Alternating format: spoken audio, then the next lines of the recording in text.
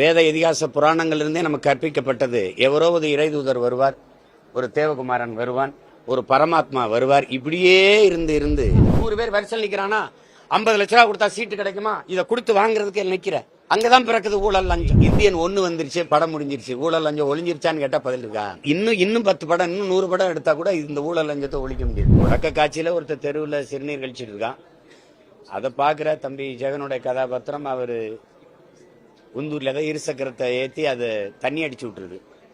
பார்த்து போடா அப்படின்னா, நீ பாத்ரூமில் போடாங்கிறதுல இருந்து எனக்கு இது ஒரு அரிய வாய்ப்பு. நாங்கள் ஒரே ஊர், நானும் அண்ணன் கமலஹாசன் அவர்கள். அப்போ அவருடைய படங்கள் எல்லாம் முதல் காட்சி ஓடி போய் நானும் என் நண்பர்களும் பார்க்கறது, அவர் பக்கத்திலே இருந்து ஒரு முழு படத்தை, அவர் நடித்த படத்தை பார்க்குற அரிய வாய்ப்பை பெற்றேன். அது எனக்கு பெருமையும் மகிழ்ச்சியும்.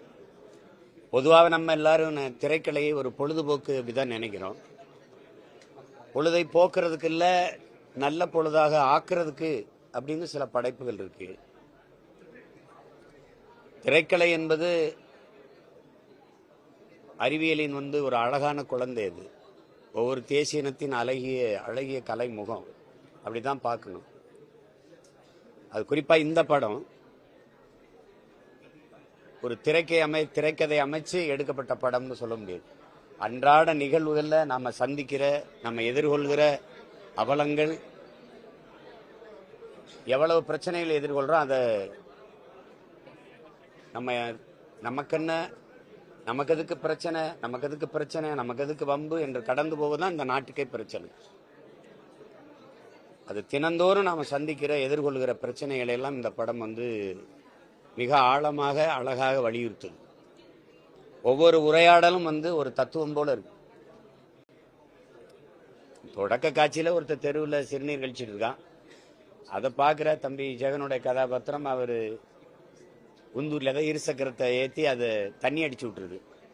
பார்த்து போடா அப்படின்னா, நீ பாத்ரூமில் போடாங்கிறதுல இருந்து ஒவ்வொரு செயலும் மாறுதலுக்கான ஒரு சிந்தனையை இந்த படம் விதைக்குது. அதுல உங்களுக்கு தெரியும், அண்ணன் கமலஹாசன் அவர்கள் நடிப்பை நம்ம ஒவ்வொரு தோற்ற மாறுதலுக்கும் அவர் உடல் மொழியை மாற்றி அவர் நடிச்சிருக்கிற விதம், அதுக்கப்புறம் கூட நடித்த எல்லா கதாபாத்திரங்களுமே சிறப்பாக செஞ்சிருக்கிறாங்க. முதல் பாகத்துக்கு இதில் இருக்கிற வேறுபாடு என்னன்னா, ஒரு பிரச்சனை நமக்குள்ள ஒரு உளவியலா ஒரு நோய் இருக்கு. இந்த பிரச்சனையை கேட்க யாராவது வரமாட்டாங்களா, இது யாராவது சரி செய்ய மாட்டாங்களா? அது அப்ப இருந்தே வேத இதிகாச புராணங்கள் இருந்தே நமக்கு கற்பிக்கப்பட்டது. எவரோ ஒரு இறைதூதர் வருவார், ஒரு தேவகுமாரன் வருவான், ஒரு பரமாத்மா வருவார். இப்படியே இருந்து இருந்து இது ஏன் பிரச்சனை, ஓம் பிரச்சனை, இது நம்ம பிரச்சனை, நாட்டு பிரச்சனை என்று எண்ணாதனால வந்த சிக்கல் தான் இவ்வளவு இழிவும் அழிவும். கண்ணு முன்னாடி நம் நிலம் களவு போகுது, நீர் நஞ்சாகுது, காற்று நஞ்சாகுது, உணவு நஞ்சாகிட்டு இருக்கு. அதை பத்தி நம்ம கவலையே பண்ணல. ஆனா அந்த படம் சொல்லுது, இப்ப யார் சரி செய்யறதுன்னு இருக்கு. சுத்தம் சுகம் தரும் என்று எல்லா சுகத்திலையும் எழுதி வைக்கிறாங்க. யார் இறங்கி கூட்டுறதுங்கிற கேள்வி யார்கிட்ட எழுது? அவரவர் வீட்டை சுத்தம் பண்ணுங்க, நாடு சுத்தமாயிருங்கிறதான் கோட்பாடு. அதை தான் படம் வலியுறுத்து. நாம வாழ்ற தெருவை கூட்டுவோம், தேசந்தானா சுத்தமாகும். இதை செஞ்சா நாடு சரியாயிருக்கும். இது யாரோ வரணும்னு நினைக்கிறோம். என்னால முடியாத திரையில ஒரு கதாநாயகன் செய்யணும்னு நினைக்கிறேன், அதை செஞ்சா கைதட்டுறேன். இது உளவியல். ஆனா இந்த படம் என்ன சொல்லுது? நீ உன் வீட்டை சரி செய்யி. ஒரு இந்தியன் தாத்தா வரணும்னு நீ ஏன் எதிர்பார்த்துக்கிட்டு இருக்க? வரல, என்ன பண்ணுவ? அப்ப நீ சரி செய்யி. நாம் ஒவ்வொருத்தரும் பகத்சிங்கா, ஒவ்வொருத்தரும் சுபாஷ் சந்திர போஸா மாறுவதை தவிர இங்க வழி கிடையாது. அதுதான் சொல்லுது. சரி, இந்தியன் 1 வந்துருச்சு, படம் முடிஞ்சிருச்சு, ஊழல் லஞ்சம் ஒளிஞ்சிருச்சான்னு கேட்டா பதில் இருக்கா? இல்ல. இன்னும் 10 படம், இன்னும் 100 படம் எடுத்தா கூட இந்த ஊழல் லஞ்சத்தை ஒழிக்க முடியாது. நீங்க மாறணும், ஊழல் லஞ்சத்துக்கு எதிராக நான் மாறணும், இவர் மாறணும், அவர் மாறணும். அப்போ ஒவ்வொருத்தரும் ஊழல் லஞ்சத்திற்கு எதிராக மாறினால்தான் மாறும். அதுதான் படம் வலியுறுத்து. அந்த படம் வந்துருச்சு, போதும் நீங்க விடலையே. ஏன் ஊழல் லஞ்சம் ஒளியிலையே? இன்னைக்கு ஒளிஞ்சிருச்சா? சொல்லுங்க. அப்புறம் அது இருக்கிற வரை இந்த தேவை இருக்கத்தானே செய்யுது. இந்த படத்துக்கான தேவை இருக்கத்தானே செய்யுது. நோய் இருக்கிறவ மருந்து தேவைப்படுது இல்ல, நோய் இருக்கு, மருந்து வேற என்ன? அதுல சொல்லிட்டீங்களே, இதுல சொல்றீங்களே, அப்படி சொல்ல முடியாது. அதனால நோய் தீர்ற வரை மாத்திரை கொடுத்தாகணும், மருந்து கொடுத்தாகணும். இங்க இருக்கிற எல்லாரும் ஊழல் லஞ்சத்தை வெறுக்கிறீங்க, எதிர்க்கிறீங்க. யாரு கொடுக்கறா, யாரு வாங்குறா? பதில் இருக்கா? நாட்டுல எல்லாருமே ஊழல் லஞ்சத்தை எதிர்க்கிறீங்க, வெறுக்கிறீங்க. அப்ப பிறகு யார் கொடுக்கறா, யார் வாங்குறா? பதில் இருக்கா?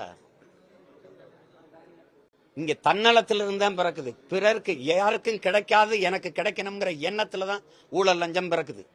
கோயிலா முதல்ல போய் நான் கும்பிட்டு போயிடணும், சிறப்பு தரிசனம், வரிசையில நிக்க முடியல. அங்க தாயின் கருவறை பிரசவத்துக்கு போறேன்னா என்ன செலவானாலும் பரவாயில்ல, எப்படியாவது காப்பாத்திருங்கன்னு நீங்க மருத்துவர் கையை பிடிச்சு சொல்றீங்கல்ல, அந்த வார்த்தை தான் லஞ்சம். அப்ப எவ்வளவு செலவானாலும் பரவாயில்லையா, காசு வச்சிருக்கான். அப்ப இயற்கை பிரசவம் கூட சிகிச்சை, அறுவை சிகிச்சைக்கு போகுது, சிசேரியனா போகுது, லஞ்சம். தாயின் கருவறையிலிருந்து கோயில் கருவறை வரைக்கும் நீங்க காசு. அப்ப அடுத்தவனுக்கு கிடைக்காது எனக்கு கிடைக்கணும். ஒரு மருத்துவ கல்லூரியில இடம் 10 தான் இருக்கா, 100 பேர் வரிசையில் நிக்கிறானா, 50 லட்ச ரூபா கொடுத்தா சீட்டு கிடைக்குமா? இதை கொடுத்து வாங்குறதுக்கு நிக்கிற, அங்கதான் பிறக்குது ஊழல் லஞ்சம். அப்போ தன்னலத்திலிருந்து தான் பிறக்குது. எதுவும் சரியா இருக்கணும்னு சொல்லி சரியா, நாம சரியா இருக்கணும். ஒவ்வொருத்தனும் சரியானா நாடு சரியாயிரும். அதை சொல்றதுக்கு ஒருத்தருக்கு துணி வேணும்ல, அதுதான் இந்த படம்.